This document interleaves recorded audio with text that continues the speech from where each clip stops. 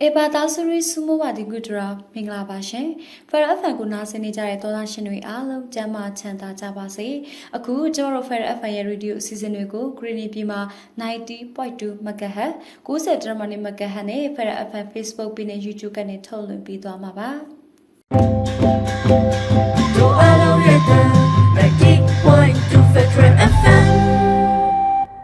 Farafaya Nisantal Cherego, radio Tanganiso in any town like any national tea, Gosa Germany Magahama, Payuna Senai Dinina Tolu Cherego, radio Mamanet Yamanesa Tanagani, Nile Tanai Atima, Yamilona Senai Barishe. A season we go Mutinya Kema, a deep beach and a shipare, like God, Timoso, Pruso, Polake, Lamagigo, Nibian Sea, Chinia, a Tompu, Dwala, Mobile Tabo, Greeny, a Mutamna Kakui, that KNDF ga, Amnia Pitu Tango, a deep beat habare, Tata, for a fabricator in a Dwala, Q Saipone, the Saya, put serious sea, a deep bira, the deep bira rigo, Lina Tabo, a deep beach mare.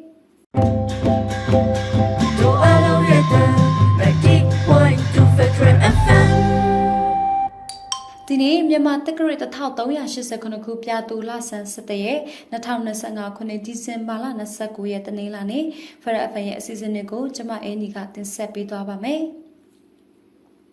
Tine for a fangani for a fanis the day, Trapamupine, Surenu Ugabia, for a fan pisa pienza gana, Sararigo tin Sepi Pupies in Tabare.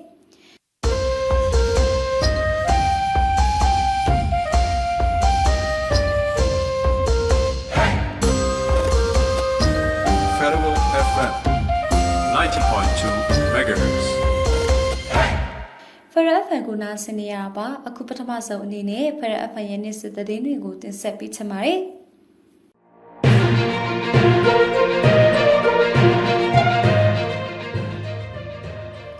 Ebatasuri Sumowadi Gudra, Minglawa, Diniro, Moguida Mune, Takuga, Secommission, Tascanugo, Takanibi, Selene, Sepu Jungo, Moya Beso Tarelo, and Uji Pure today. Yitashima, Jotin make a Satayam Talo, Lawa Lemacambulo, Japu Badi Pure the Dane, Ken Uma, Kidwa Moto Inugo, Secommission, Gatame Ponjelo, a Jeta go Ute Son the day, started the Dinu Bawe, Dini Dizamalana Sakoyani, to a fair affairness the Dinu Jayamaba. Moguida Mashim unit, Tom Unega, Secommission, Day at Tascanigo, Moguida Sitana, Usi, Coke, Munetusis, and Dakanibi, Salim Unit, Sepu Jumugo, Muya Beso Tarelo, Amuda, Nui, Suya, and Uji, Gagwe, Wuji Tanaga, the Dintopian Tabare. Secommission got something Timba Kay, up with a bite my bawine, Mogwe Pimpu Mune, Bawe, Salim Unene, now 10 Mune, Lee Kuga Secommission Day at Tascanigo, Bigay Disamalana Satawi, Ayote Tenga Sabi, Tosis and Taikaini Delo Subare. Salim Munega ne Sepu Jumugo Tokalari Secommission that at the Yakonase Kappa sit down. Japia Taikaya, that boy doing the Neke and a drawing dinare, Motoye Nazi Bakwe, Pisi Kebi, a tika at Jason in a so called Duarelo and Ujika Muji Tanaga, the Dintopian Tabare.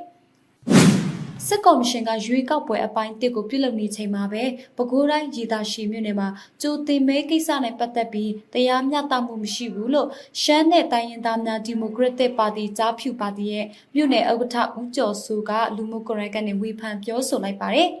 Jote make out you make a Japu Padigole at the Bait Haram Shidelo, Meiji Toyamale, Bidulo Gozelenia, Japu Padiga, Jote men and Nasoya Shikerelo to got so bare.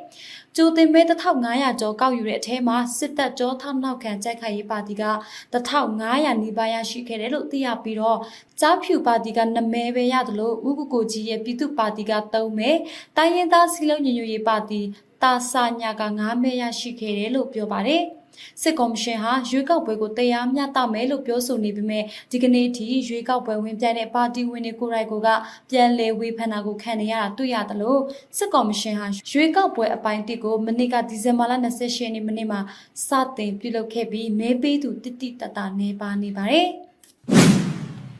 စကိုင်းတိုင်းခေဦးမြို့နယ်အရှိဖက်မြင်းကြီးရှိုကျေးရွာအနီးရွှေဘိုမြစ်ကြီးနားလမ်းပေါ်ကခရီးသွားမော်တော်ယာဉ်ကိုစစ်ကော်မရှင်ထပ်မံဘုံကျဲတိုက်ခတ်လို့အရက်သား9ဦးသေဆုံးခဲ့တယ်လို့သိရပါတယ်။ဒီဇင်ဘာ29ရက်နေ့နေ့လယ်12:40မှာဂျက်ဖိုက်တာတစည်းနဲ့ MI-35 တိုက်ခိုက်ရေးရဟတ်ယာဉ်တစည်းတို့က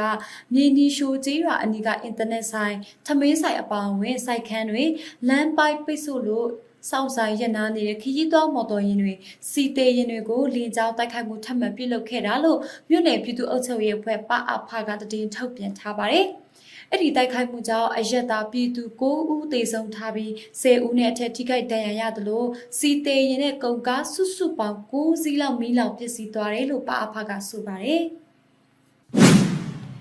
စစ်ကော်မရှင်ရဲ့ရွေးကောက်ပွဲကိုအားပေးကူညီမှုနဲ့အမျိုးသားဒီမိုကရေစီအဖွဲ့ချုပ် NLD ပါတီဝင်9ဦးကိုထပ်မံထုတ်ပယ်လိုက်တယ်လို့ပါတီဗဟိုကမနေ့ကမှထုတ်ပြန်လာပါတယ်။ထုတ်ပယ်ခံရသူတွေကတော့ရှမ်းပြည်နယ်ရဲဆောင်မြို့နယ်အလုတ်အမှုဆောင်အဖွဲ့ဝင်ဒေါ်ခင်ညိုလင်းခေမြို့နယ်ပါတီဝင်စိုင်းစီဟန်အေယာဝတီတိုင်းရေကြီးမြို့နယ်အလုတ်အမှုဆောင်အဖွဲ့ဥက္ကဋ္ဌဦးစောမင်းမြောင်းမြမြို့နယ်အလုတ်အမှုဆောင်အဖွဲ့ဝင်ဦးတန့်စောဝင်းမအူပေမြို့နယ်ပါတီဝင်ဒေါ်ခင်မျိုးသက်ရန်ကုန်တိုင်းလတာမြို့နယ်ပါတီဝင်ဦးဝင်းမြင့်သက်တကုံမြို့တစ်တောင်ပိုင်းမြို့နယ်အလုတ်အမှုဆောင်အဖွဲ့ဝင်ဦးတူရအောင်တကုံမြို့တစ်တောင်ပိုင်းမြို့နယ်23ရပ်ကွက်အလုတ်အမှုဆောင်အဖွဲ့ဥက္ကဋ္ဌဦးနေဝင်းထွန်းနဲ့တကုံမြို့တစ်တောင်ပိုင်းမြို့နယ်ရှမ်းသေးကြီးရပ်ကွက်အလုတ်အမှုဆောင်အဖွဲ့ဥက္ကဋ္ဌ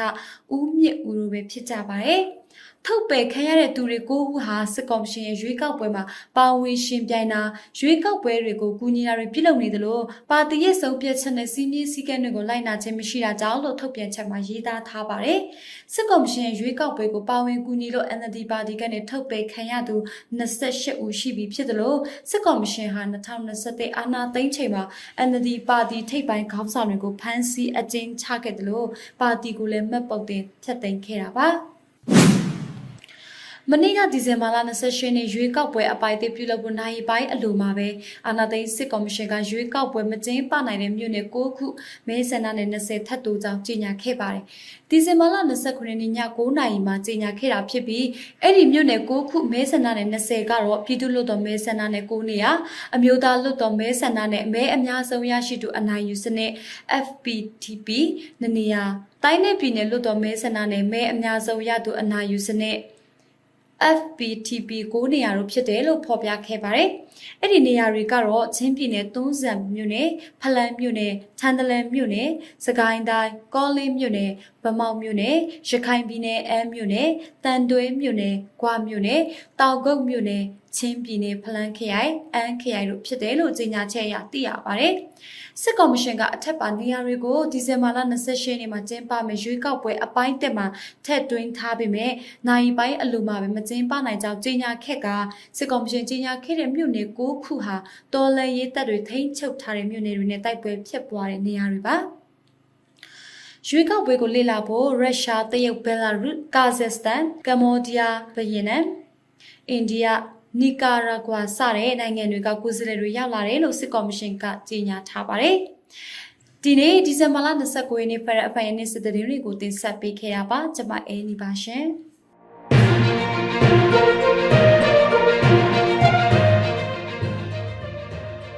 ဖရက်အဖိုင်ရဲ့အစီအစဉ်တွေကိုကြားနေရတာပါ။ဖရက်အဖိုင်ရဲ့နေ့စစ်တရင်တွေကိုတင်ဆက်ပေးခဲ့တာပါ။အခုຫນွေဦးကပြတပုတ်ကိုတင်ဆက်ပေးချင်ပါတယ်။ထောက်သွင်းရဲဘော်တွေပေးပို့တဲ့ကပြစာအုပ်ထဲကထွက်ပေါက်မပေးနဲ့ဆိုတဲ့ကပြကိုကြားကြရမှာပါ။မင်းမြတ်ကခန်းစားတင်ဆက်ထားပါတယ်။နားဆင်ကြည့်ကြပါရှင်။ထွက်ပေါက်မပေးနဲ့တတိယမြန်မာနိုင်ငံမှာလက်ခံကျင်းပမဲ့ဗလာပါကန်ဆန်းမဲဖောက်ပွဲကြီးကြောင့်တနိုင်ငံလုံးရှူသေးဘူးတွေအဘထကလိုက်ဝေနေတယ်။ဟဲ့ကောင်ကြီးရေခစ်တဲ့ရေတံအော်ကြီးမျက်နှာဖုံးမတက်ရင်မင်းကိုဖမ်းတယ်အကြမ်းမဖတ်ဘူးအတန်တိတ်သွားတယ်အရိပ်မှောင်တွေကတောင်ပန်နေမီးရှို့ခံရတယ်ပျော်ကြတာပေါ့ရေခဲမြစ်ရဲ့ပေါင်းဆက်စွမ်းအားငါကူငါပိုတွန်းလှန်ခဲ့ပေါ့မရဘူးလုံးဝမရဘူးမင်းကဗြမာဦးကောင်းမယ်မလုံနဲ့ဆိုလှုပ်ပြီးလှုပ်ဆိုမလှုပ်လို့ဖြုတ်တယ်ရှာပေါ်ဝဲနေတဲ့စကလုံးတစ်ခုခုံထွက်လာတယ်ထွက်ပေါက်မပေးနဲ့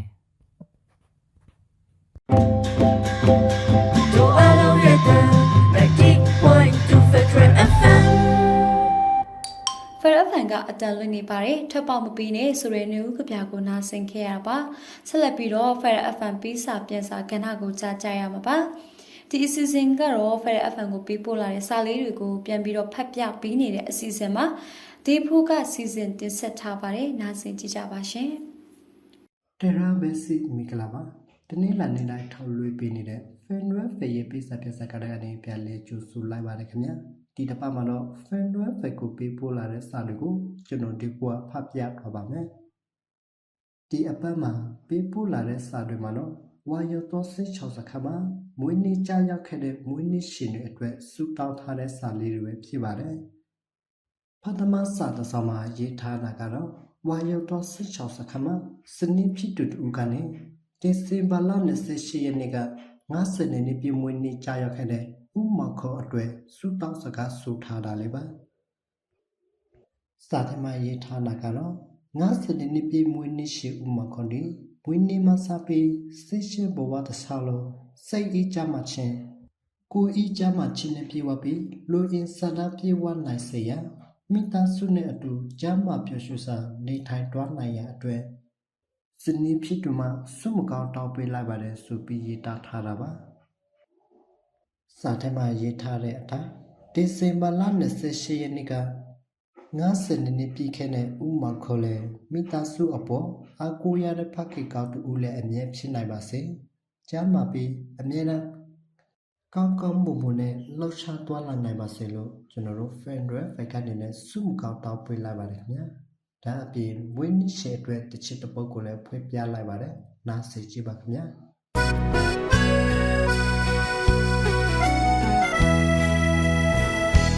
မွေးနေ့မှာပြောပါစေလုံအင်းရှိသမျှပြေပါစေချစ်တဲ့သူမင်းတို့ကစတောင်းပေးပါတယ်မွေးနေ့ကိုကြိုးဆိုရင်အစင်မပြေခြင်းများကင်းပါစေရှေ့ဆက်မဲ့အနာဂတ်လေးလှပါစေမွေးနေ့ရောက်တိုင်းကျေးဇူးတော်ကိုဒီတရားချီးမွမ်းပါရိုးသားစွာနေတတ်ဖို့လည်းသင်ယူပါမွေးနေ့ရောက်တိုင်းအတွေ့အဟောင်းတွေကိုဆုံးဖြတ်ထားခဲ့ပါနှလုံးသားမှာမျောလင်းခြင်းနဲ့အသက်ရှင်ပါ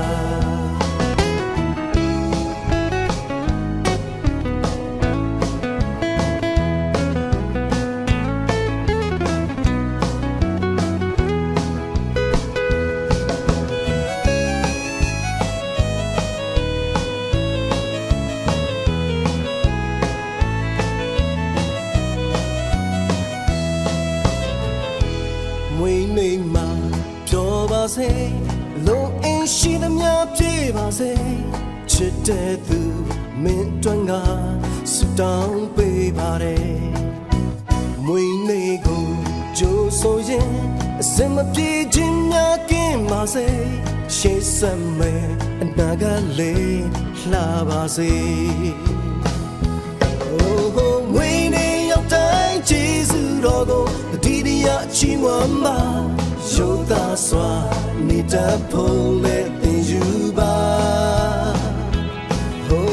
မွေးနေ့ရောက်တိုင်းတွေ့ဟောင်းတွေကိုဆုံးဖြတ်ထားခဲ့ပါနှလုံးသားမှာမျောလင်းခြင်းနဲ့အသက်ရှင်ပါမွေးနေ့ရှင်ရဲ့ပျော်ရွှင်ပါစေမွေးနေ့ရှင်ရဲ့ချမ်းသာပါစေအောင်မြင်ခြင်းနေတော့စတိုက်ကြုံပါစေမွေးနေ့ရောက်တိုင်းကျေးဇူးတော်ကိုဒီတရားချီးမွမ်းပါရိုးသားစွာနေတတ်ဖို့လည်းသင်ယူပါမွေးနေ့ရောက်တိုင်းတွေ့ဟောင်းတွေကိုဆုံးဖြတ်ထားခဲ့ပါနှလုံးသားမှာမျောလင်းခြင်းနဲ့အသက်ရှင်ပါနှလုံးသားမှာမျောလင်းခြင်းနဲ့အသက်ရှင်ပါ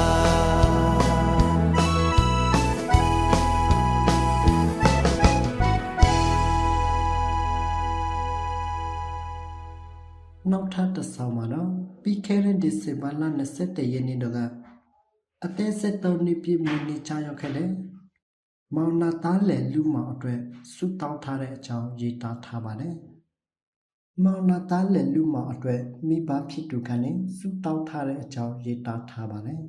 ။စာထဲမှာရေးထားတာကတော့21ရက်12လ2025ရက်နေ့မှာကြာရောက်ခဲ့တဲ့မောင်နာသားလယ်လူမောင်ရဲ့အသက်73နှစ်ပြည့်မွေးနေ့မှာမွေးနေ့ရဲ့မြန်မာစာပြီးလာမယ့်နှစ်ပေါင်းများစွာကျမ်းမာပျော်ရွှင်တဲ့ညာရည်ထက်မြက်တဲ့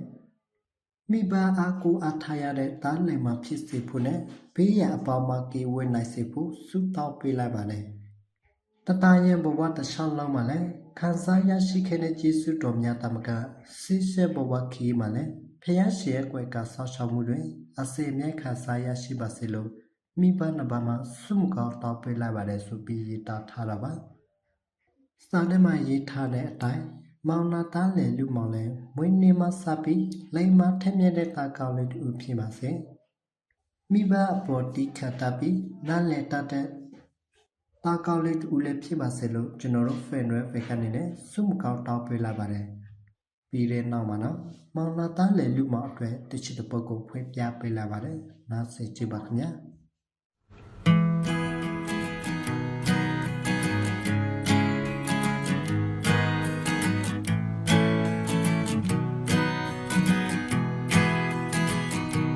မွေးနေ့မှာ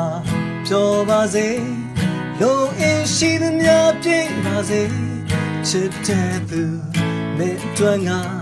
ဆုတောင်းပေးပါတယ်မွေးနေ့ကိုကြိုးဆိုရင်အစမပြေခြင်းများကင်းပါစေရှေးစမ်းမယ်အနာကလည်းလှပါစေOh, when you're dying, Jesus, Robert, the dear Chimama, you're the swan, need a pull it than you are. Oh, when you're dying, dream on something Tagava, Lonama, your engine at the passion mark.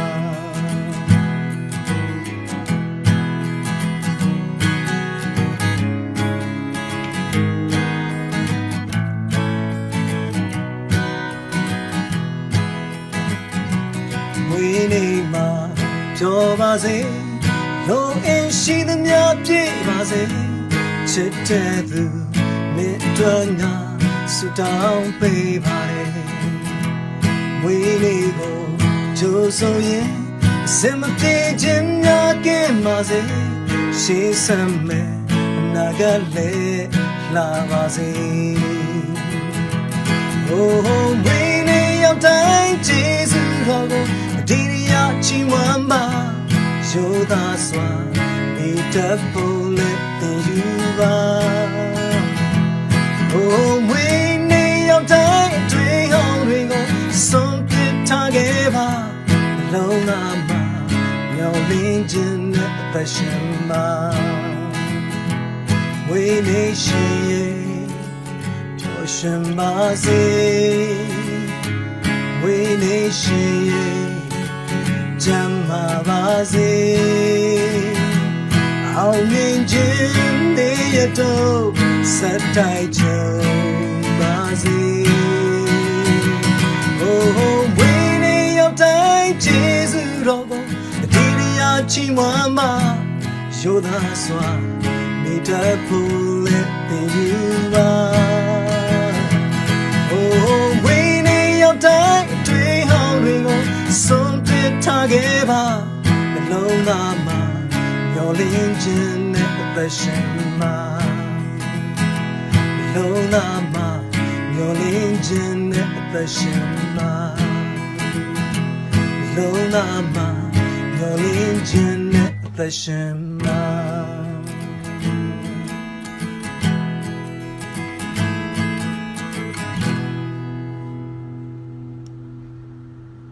ကျွန်တော်တို့ fan တွေပဲကိုမြန်နာစိတ်ပေးနေကြတဲ့အတွက်ကျေးဇူးတင်ပါတယ်မိဘပြည်သူတွေအနေနဲ့မိမိတို့ရဲ့နေရာကိုအများဆုံးပြန်နိုင်ဖို့နဲ့ပျော်ရွှင်ရတဲ့နေ့ရက်လေးတွေကိုအများဆုံးပိုင်ဆိုင်နိုင်ကြဖို့ဆုမကောင်းတောင်းပေးရင်းနဲ့ကျွန်တော်တို့ fan တွေပဲရဲ့ပြဿနာကနေနှုတ်ဆက်လိုက်ပါရခင်ဗျာ ကျွန်တော်ဒီဘူပါခင်ဗျာ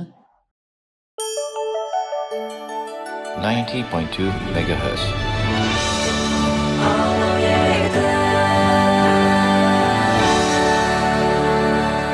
အားလုံးရဲ့အတန် Federal FM တောသားရှင်များရှင်လိုက်ကောဒီမော့ဆိုဖရူဆိုဘောလခဲလမ်းမကြီးကိုမြေပြင်စစ်ရေးအခြေအနေအရအသုံးပြုသွားလာတော့မပြုလုပ်ကြဖို့ခရီးနီအမျိုးသားများကာကွယ်ရေးတပ် KNDF ကအများပြည်သူထံကိုအသိပေးထားပါတယ်။ဒါကြောင့် Federal FM ပြည်သက်တွေအနေနဲ့အသွာလာကျူဆိုင်ဖို့နဲ့သက်ဆိုင်ရာအဖွဲ့အစည်းတွေရဲ့စစ်ရေးအသိပေးတာတတိပေးတာတွေကိုလိုက်နာကြဖို့အသိပေးချင်ပါတယ်။ 90.2 megahertz.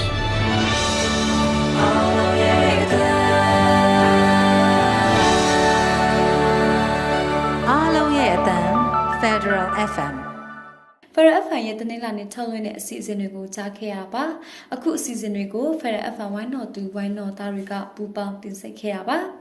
Federal FM ရဲ့အစီအစဉ်တွေကို Federal FM Facebook YouTube Telegram Website Instagram နဲ့ TikTok စတဲ့ platform တွေမှာကြည့်ရှုနားထောင်နိုင်ပါတယ်တို့အားလုံးရဲ့တန် 90.2 Federal FM Green ပြည်မှာတော့ Radio မှာ 90.2 MHz 90.1 MHz မှာညနေ6နာရီကနေည8နာရီအထိထုတ်လွှင့်ချိန်မှာဖန်ယူနာဆင်နိုင်ပါတယ်။ဒီနေ့ညထုတ်လွှင့်ချက်တွေကိုပြန်ပြီးတော့နားဆင်ချင်နေဆိုရင် Radio မှာမနေ့ဖြန်မနေ့7နာရီကနေနေ့လယ်7နာရီထပ်မံထုတ်လွှင့်ချိန်မှာထပ်ပြီးတော့နားဆင်နိုင်ပါတယ်ရှင်။ Federal FM အားလုံးရဲ့အတန်